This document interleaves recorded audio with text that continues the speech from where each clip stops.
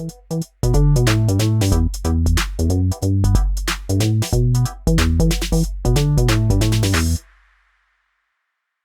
Thrivers, to this week's episode of Women Thriving in Business podcast. I am delighted to have with me my friend, my self-care coach, a person I really admire and look up to. My guest today is Jan Hice-Smith, who is the CEO and founder of Heart's Joy Consulting. Welcome, Jan. Thank you so much, Nikki. I am delighted to be here with you. Thank you for inviting me to the podcast and to have this conversation with you and your audience. And the admiration is mutual. I very much look up to you as well, and just delighted to be in good company. Great. The feeling is mutual. And so let's get right into it. Tell us all about Heart's Joy, and then also what got you started on your entrepreneurial journey. So thank you for the opportunity, Nikki. So Heart's Joy is a boutique firm that specializes in joy and well-being. And so what we focus on is helping our corporate clients take care of their most valuable asset, which are their people, right? We know that it's important for people to be thriving. And when people thrive, that organizations thrive. And what got me into my entrepreneurial journey was my own experience around joy and thriving. So they often say that what gets our attention is the pain. Well, it was that pain that got my attention. So in my mid-career, I suffered with burnout. And that burnout was a result of chronic stress and a few other things that were going on for me. And it just really took its toll. Now, it was an eye-opening experience for me because at that point in my life, I'm doing work I love, I'm having fun, and I really believe I'm taking great care of myself. I'm doing the things that I would think of, right? I'm eating well, I'm exercising, I have family and friends, I go on vacation, I do massage therapy, all of these things that I was thinking, oh, this is me taking care of myself, right? Until the big wake-up call that, okay, something has gone very, very wrong, to the fact that my body has burnt out. My get up and go, it was gone, right? I had no adrenaline to do anything. And that really got my attention. In this process of finding out what's going on with me, in this process of starting a healing and a recovery process, one of the things that happened for me was I began to expand my awareness of self-care. I think I'm taking care of myself.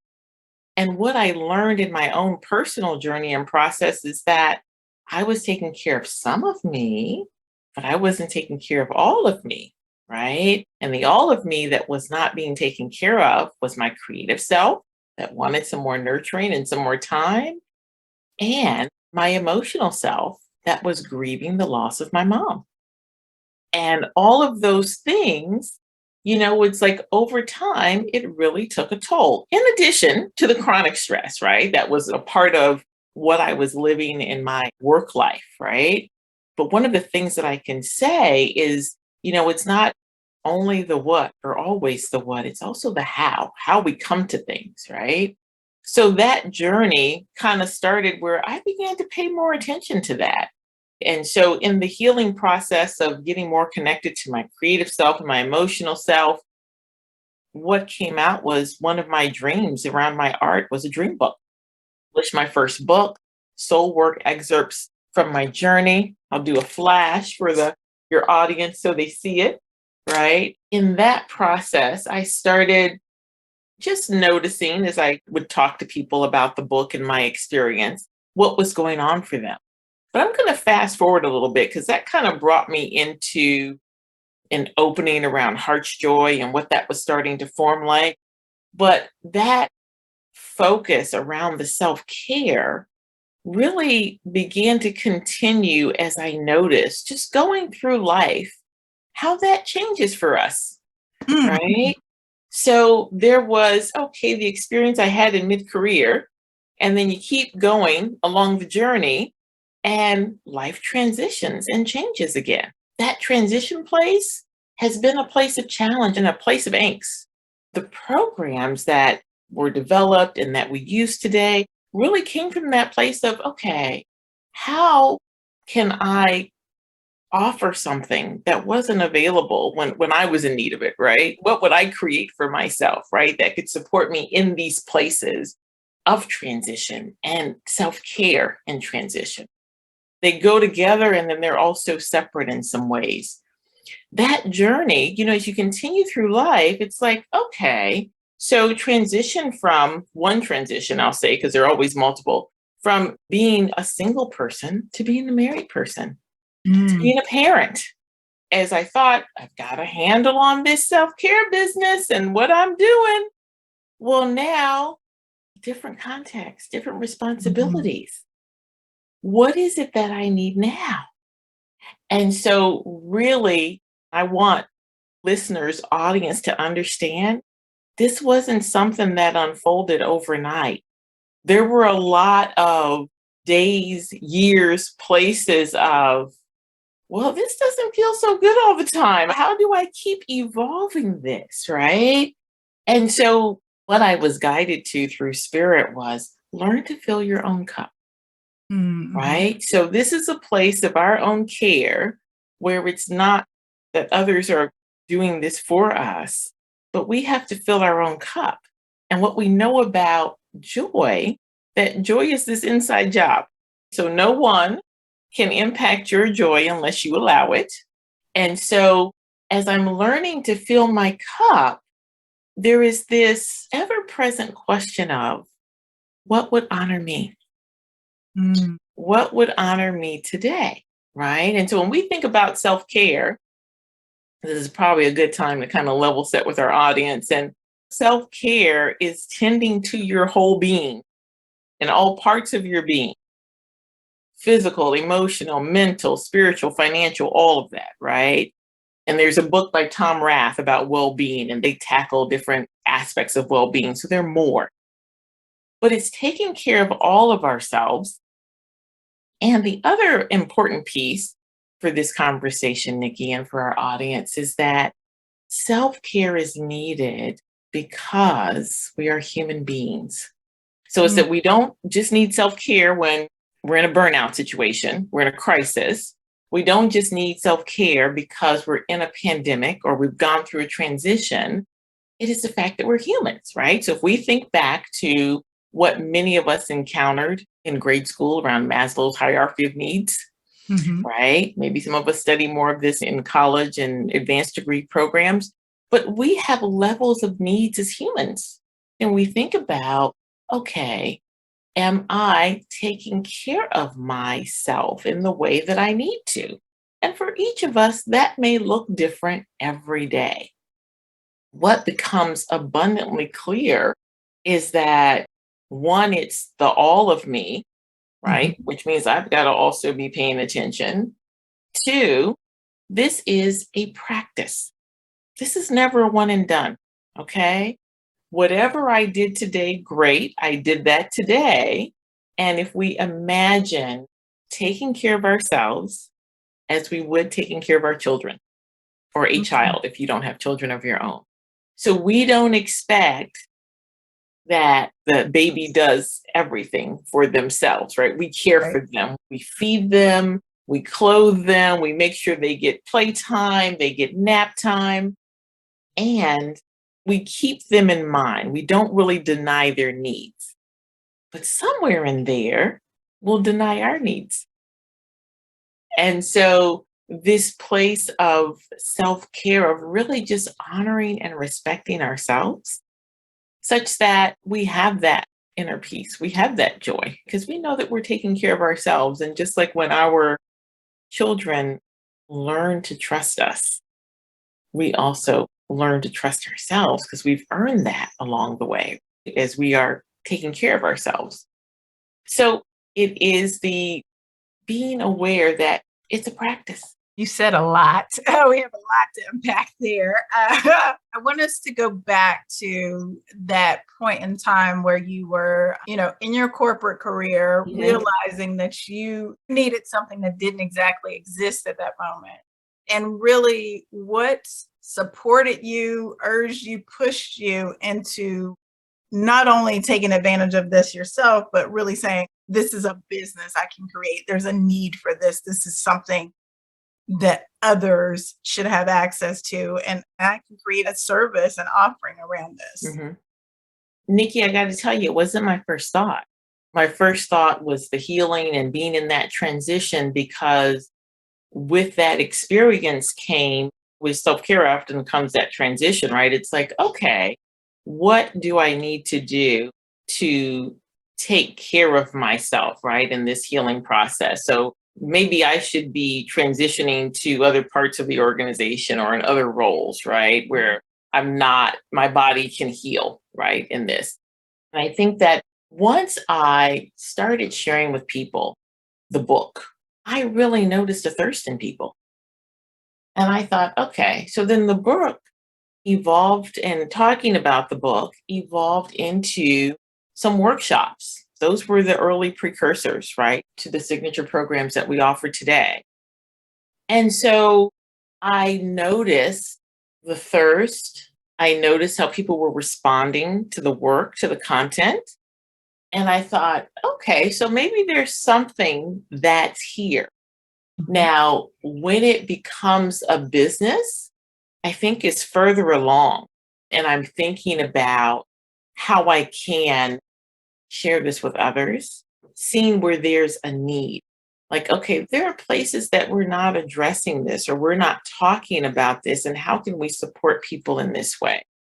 And so that's when it started to form. But that was not the initial thought, Nikki. It organically kind of grew. Yes. I love that idea. It was almost piloting. At what point were you like, this is a real thing, and I'm going to transition from corporate to really build my business? Okay, so the transition from corporate happened before. Actually, I started building the business, or started like forming the idea. And then the transition from corporate happened soon after, right? And it just sort of like unfolded. I think there was always kind of this, when is a good time? Where's that demarcation point? What do you do next? So again, that just kind of organically happened as well. That wasn't a really like, okay, I'm going to pick this day and I'm going to do it. The organization was changing. So there was a restructuring, and that just opened the space where it's like, okay, you just got restructured. And so now here's an opportunity. What could you take forward with that? Even at that point, again, still very much developing, not what we're seeing today. There's been a trajectory and a journey. Right. Love that. When you were talking about experiencing burnout, even though you thought everything was going great, right? You thought you were in a good place, you were doing work you love, you were taking care of yourself. How do we as women, and particularly as Black women, discern the difference between, or is there a difference between burnout, stress, depression? I feel like they all go together, right? Or can come together. How do you know the difference between, I'm going to say, what self-care can help you manage versus when you need to leave the situation that you're in? In particular, I'm talking about work situations. I hear so many women just say, work is stressing me out, or I'm juggling a lot of things. Where does it go from stress to burnout to, possibly depression? From your viewpoint, how do those things all intersect? Okay, so first disclaimer, I'm not a clinician. I'm not a doctor, not diagnosing anybody. Stress is something that will always be in our lives, right? So I don't know that we can de-stress our entire lives. Now, the burnout. So for me personally, there was a medical diagnosis. My adrenals were burnt out. I was feeling certain things symptomatically, like I could tell, like I couldn't get myself going. Your adrenals are like worn out. They've got to be restored, come back. The depression, I don't know exactly where those things intersect, and each of us is different, right? And so mental health and well-being is so very important. And for each of us to understand what those things are for us. My stance always with anyone is you know yourself best. Mm-hmm. When you feel certain things and you know symptoms, and if you are finding yourself depressed, that is a reason to seek help, Mm-hmm. right? Because again, not being a clinician, we don't know what is the root cause of that depression, how long it's been going on, but we know it has an impact in someone's day-to-day life, right? Right. And I can say that I have experienced depression. I have experienced, being at very low places and knowing for myself when, okay, this is going to pass or I need to go see someone. And so I think each person has to really attend to themselves in that way. Do they all intersect? I'm sure at different places and points they do. How long do you stay? This is a very tricky question, right? Because first and foremost, we want to honor and respect ourselves. Right. And I also want to acknowledge that there are times when people are like, I can't leave yet. Mm-hmm. For whatever reason. And so they are really trying to manage their financial well-being, their mental health and well-being, and move forward. And so that is not anything to be taken lightly. And the bottom line is that we are each worthy of our love and care and worthy to have quality of life to where you're not in that situation. And I understand that many of us may be navigating those situations to get out of them. When it comes to self-care, there is this constant, it's almost like a monitoring that's going on. I call it listening, right? I invite people to constantly be listening for what's going on. Listen to your heart, listen to your body. I finally got diagnosed because I was clear something was wrong with me, despite multiple conversations with my primary care doctor that's like, there's nothing wrong with you. We've run all the blood tests, you're good. Right. And so you really are your best advocate because you have to know you and what's going on with you. And so self-care can get you to the practitioner provider that can help you because of that care of looking after yourself. There are things that we can do for ourselves. So a lot of times when I'm talking about self-care work and a self-care practice is what are the things that we can control? Because there's some things we can't control. But that practice of being willing to listen to oneself and being willing to act on one's own behalf. I know that it takes effort to find a therapist. I know, like it's the thing, anywhere you go, you move, you have to find a new doctor. Nobody wants to do it. Yes, it takes effort, but we have to remember that we're worth that effort, right? We would do it for our kids and we'd find them a doctor, or we'd find them a specialist or whatever they need.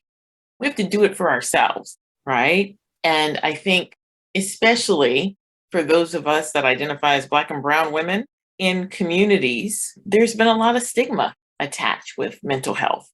And getting support in those ways. And I like to just remind us that there are those that can support us in getting some more tools in our toolbox around taking care of ourselves. And that can give us some new tools and practices. So one of the things that we focus on at Heart's Joy for all of our programs, they're about equipping people with tools and practices. Right. First and foremost, to leverage your power of choice. Secondly, to navigate transition with ease. And finally, to experience more joy in daily life. Because this is a place where we're also learning and growing. If you think about any of our education systems in this country, can't speak for all of the other countries, right?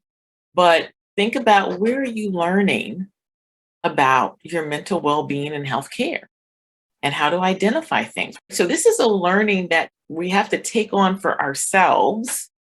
Where are we learning about boundaries? Like I think one of the biggest self-care practices that some of us have not been taught, some of us did not witness in our homes or in our communities Right. boundaries, not only having them, healthy ones, but being able to communicate them and to hold them or enforce them. And so these intersections come in different places. I would, defer to a clinician to kind of talk about where that comes in. I would say for any of your audience that's listening that's experiencing any of those things, seek professional support, but also be your own advocate and find a skilled professional. Everybody's not the right fit for you, and that's okay. But finding that right fit so that you can take really great care of yourself and get support navigating out of those toxic situations. When you're in them, I mean, the toxicity can just take all of the capacity of you just trying to stay afloat there, that you're like, I don't have much extra to navigate out. Right. Okay. I'm just trying not to go all the way down to the bottom. So having that someone outside of yourself that can support you in navigating, and if it's what's appropriate, getting you connected to resources, right? Because it's not, most of us don't do anything alone. We are interdependent. Not to say that people aren't able, but we often can use someone else's support or we benefit from being in community. Right. You can do things by yourself, but it's so much easier. And you don't have to make the mistakes. You don't have to do trial and error when you ask other people, for reputable people, for recommendations or for ideas, or just a different perspective sometimes. So your definition of self-care that you started off with, this tending to your whole being, that keeps coming back up for me as you're talking, even when you're talking about someone maybe they can't leave a job because of their finances. Okay, again, it's tending to your whole self. So don't be down on yourself because you can't leave right now, but start thinking about, okay, this financial piece, how can I figure that out in another way in order to support my mental health, in order to support my emotional health? Like you said, your creative health, because if you're stuck at a job where it takes up all your energy and all your time and you can't do the creative things you want, that's not tending to your whole being. Like, to think through that and not be complacent with where you are, but be an understanding about the balance and how to manage the timing. And because I will say, I'm the first to be like, well, just leave. And you're making me really think through, like, okay, it's not that simple. There's all these different elements that you need to be thinking about and start to prioritize those that are most important. You mentioned, I will say, we often take care of certain parts of ourselves. So you mentioned someone moving and having to find a new doctor or maybe a new therapist.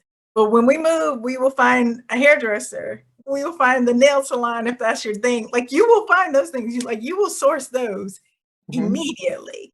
And again, if we think back to this notion of all parts of your being, be quick to resource for those other things as well. I mean, it could be getting housekeeping. It could be, getting your car washed. I mean, it could be anything, right? It's just the things that help you take care of yourself or help you be able to carve out the time to take care of yourself and whatever that looks like. Yes. And Nikki, if I might, I want to go back to a couple of things that you brought out in the conversation, which I think are really key to emphasize. You talked about being willing to get help. And so this is a self-care practice in terms of like what it can look like that I often highlight for audiences because it's one that goes overlooked. This willingness and ability to not only request support, but to accept and to receive it. So there are a lot of reasons why some of us have a resistance to that. There's a great book called The Aladdin Factor. If any of your audience knows that or is interested in it, talks about the power of asking and the reasons why we don't. For a lot of us, it may be how we were raised, the ideas about what it means if you ask others for help. But this is a place of us taking great care of ourselves. And it's a place of us being generous with other people who want to help us and support us, are willing to. And just like we feel good when we help others, it allows them to feel good and be of service as well. So it's one of those areas that we don't always think about when it comes to self-care, but keep that in mind, being willing to request and not only accept, but to receive that support. Let someone help you. It can take a load off. It can relieve some stress. The other thing you talked about is when we're in situations and maybe things aren't happening as quickly as we like, I want to remind people that when we talk about a practice of self-care, it's always from a place of compassion, right? We talk about self-care and a self-care practice rooted in self-love and accountability. But the highest form of love is compassion, that we would be compassionate with ourselves, just as we would be compassionate with another.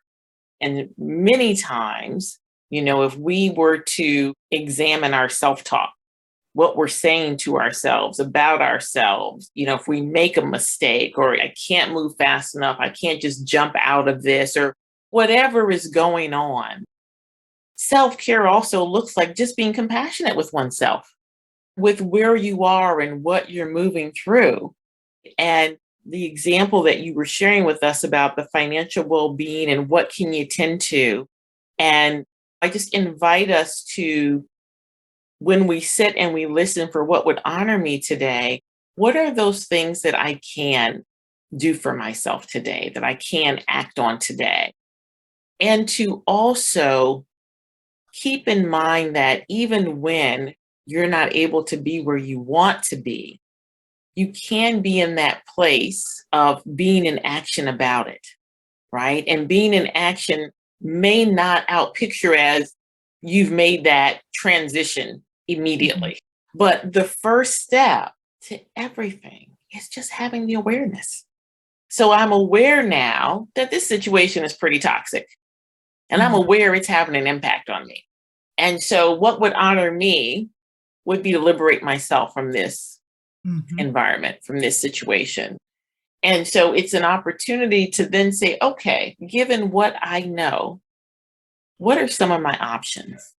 How can I start being in action or putting a plan in place so I can do that? And what that gives to us in the moment, even when I'm not there yet, I have the peace of knowing I'm on my way there because I'm in action for myself about that, right? I can start visualizing and I can start really getting in harmony with what it is to no longer be in this environment, not only to be liberated, but to be in this space that is really life affirming, life giving, and it really supports me. Right? And it's a process. That's this interesting thing, right? About all of it. It's a process. We would want to have it instantaneously. And some of us may have or be in a situation where it can be instantaneous. And then there will be others that are like, okay, it's not instantaneous, but I can see it in the short term. So everyone's going to be at a different place. And how do we stay in that place of compassion, right? That's really vital to our practice, that in our practice, we stay very kind and gentle with ourselves and be compassionate with where we are. Right. As you think about the women who have been a part of your Heart's Joys programming, what have been some of the challenges that they faced in really leaning into and practicing self-care? Like, what are some of those hurdles that people have to get over before they can even begin to experience what self-care really feels like? So I will say that because self-care is a practice, it's a process, right? And how we come to it. So usually the first hurdle is our own thought about it, right? Right? I don't want to do this. I don't have time for this. This is work, right? And so however we think about it, that's how it'll show up for us. And I can't tell you how many women that participate in our Pure Joy program, which is exclusively for women, how many women will say to me, before we're supposed to meet, I'm always like, I have no time for this. I can't get there. I can't do this. And then by the end of our session, our monthly session, she's like, I'm so happy I came. I don't know why I do this all the time. I really needed to be here. So we can be our own resistance, And so I invite people to just notice it. Just notice what you notice. Notice what that conversation is. Don't make yourself wrong for the conversation. Just notice the conversation. So you notice that conversation. I think that the other hurdles that I hear about are managing that, especially people who are caregivers with children.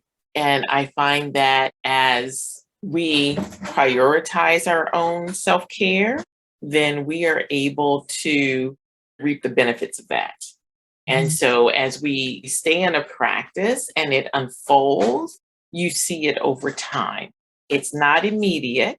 So many women are juggling multiple commitments, and oftentimes one of the struggles can be prioritizing themselves. And over time, what we continue to see is as we are in that practice of prioritizing ourselves, prioritizing our needs, what started out as feeling a little bit uncomfortable becomes more comfortable.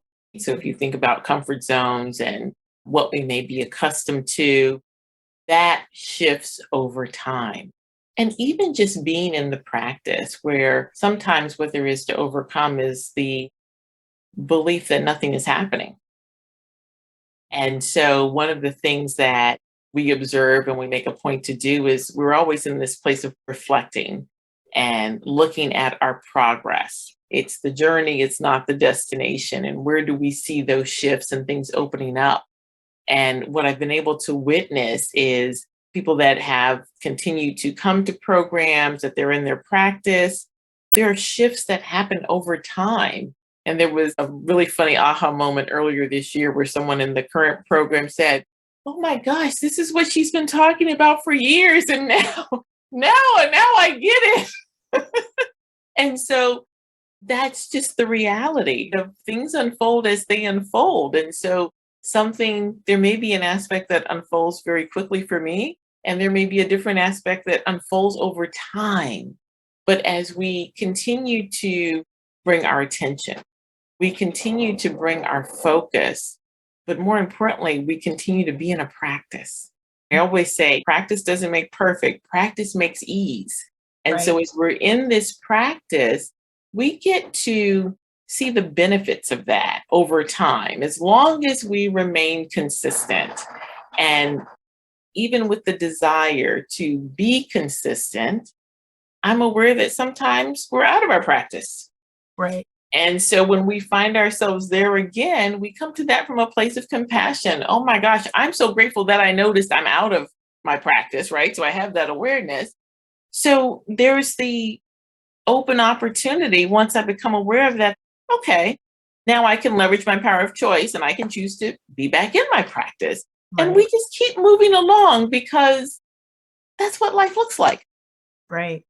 And I think you talk about the unfolding. I feel like it was literally an unfurling, meaning like it's like think of, you're rolled up in a ball and like little pieces, like you unravel a little bit at a time, right? You don't want to do it fast because then you run out, but a little bit at a time, a little controlled.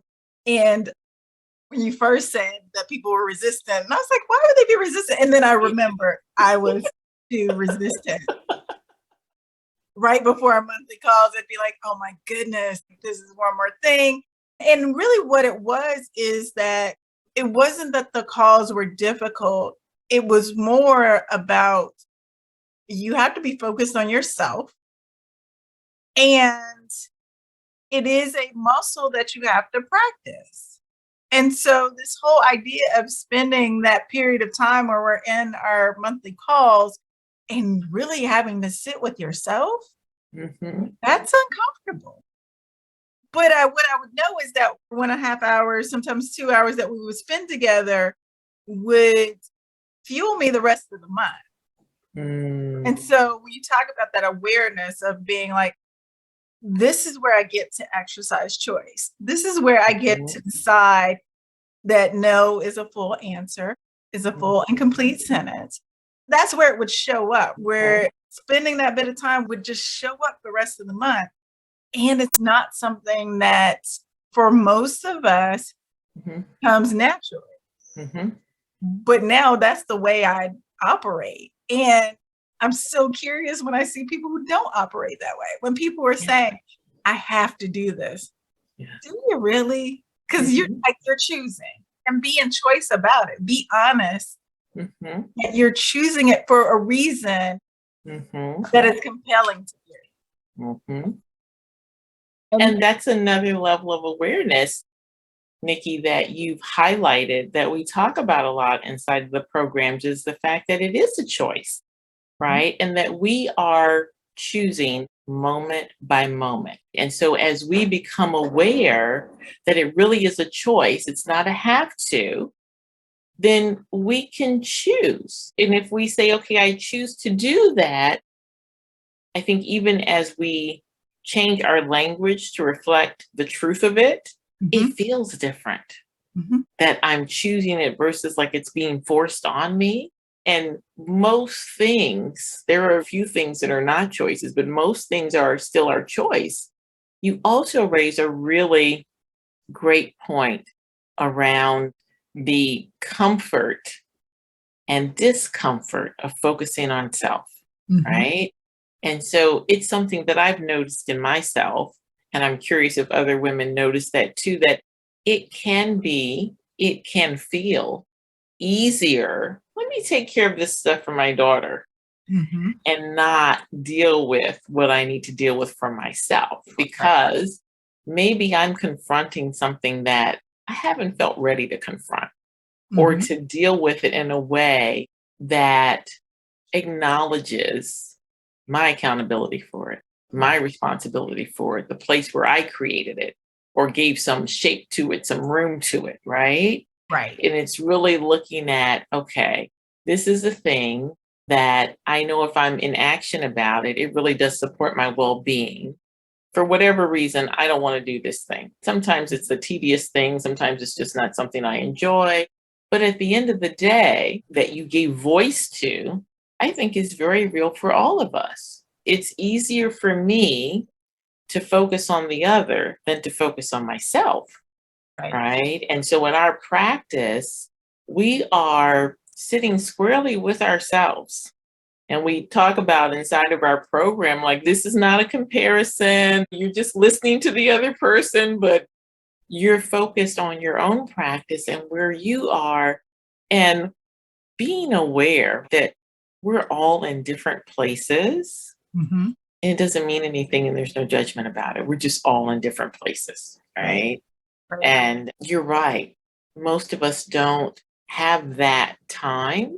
And some of us don't yet have that practice, but it bears a lot of fruit as we learn more about ourselves. We become more self-aware.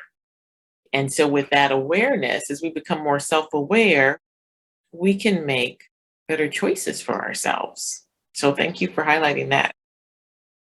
Yeah, I was having a conversation with some friends last week, and it was this conversation about, doing things you don't necessarily want to do, but you think necessary, because whether it's volunteering or doing something at the school not at the school for your kids, but it's not for your kids, it's really more like for the organization. Or it'd be in your community, in your sorority, your church, whatever. Like, I think a lot of people come from a good place. And then when you're really great at something, people ask you to do more.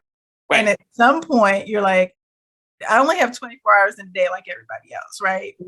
There's this obligation, or there starts to feel like an obligation, or you can't say no because you want things to go well. But we're having a conversation about like just choosing things to do. And I said, when you choose this other thing that you don't necessarily want to do, back to your point of like, it's easier to focus externally. I said, what are you ignoring, neglecting, or avoiding? Because that's probably what's happening if you keep going towards something that you say you don't want to do, right? What are you avoiding? What are you neglecting? What are you ignoring? That you really need to be paying attention to. And oftentimes it's self. It's often about yourself. It's not about others. It's often about yourself. And so, yeah, it's like you said, it's a practice. It's a practice. And you're spot on about, if you're saying yes to something, then that yes is a no to something else. That's just what it is. That place of maybe not being comfortable with ourselves. I think that there's room for us to grow into that comfort.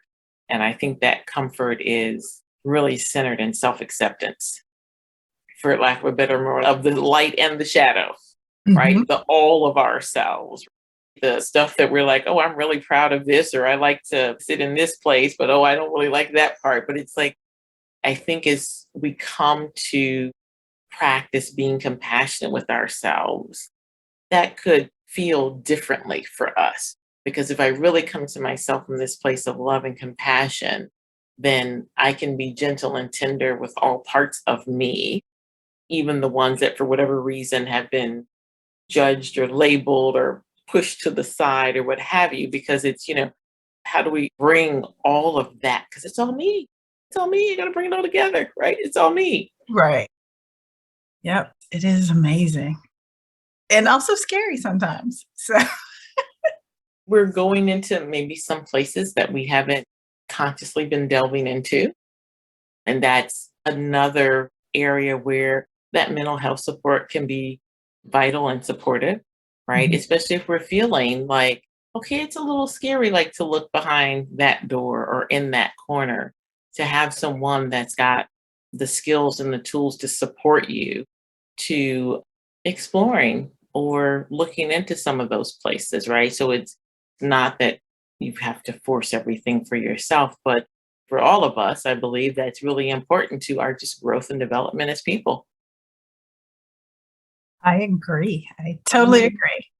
Well, Jan, it has been great chatting with you. Where can folks find you, find out more about you, reach out to you if they want to hear more about Heart's Joy and its programming?